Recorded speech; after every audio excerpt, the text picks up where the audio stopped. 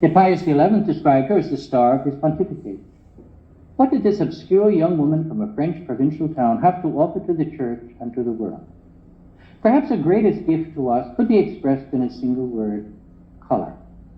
We see a girl clad in the brown Carmelite habit. Her blonde curls, closely shorn, are hidden beneath the white cloth, the model of piety, perhaps, hardly a riot of color.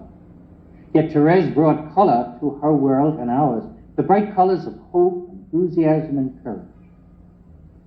She saw the Christian way as a glorious adventure, heaven as a country to be conquered, life as a battle to be won for God. She imbued the smallest details of life with the heartening color of significance.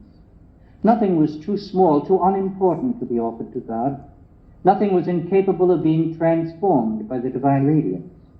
Therese brought and still brings color into millions of lives which would otherwise have been drab and cheerless. She told ordinary people that they too could become saints, and she told them that the way to God could be a way of happiness. Part 2, Shortcut to Heaven.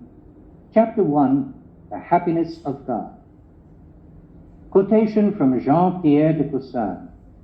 The great and solid foundation of the spiritual life is to give oneself to God, in such a way that the good pleasure of God makes all our joy, and his happiness, glory, and being become our sole good. End of quotation.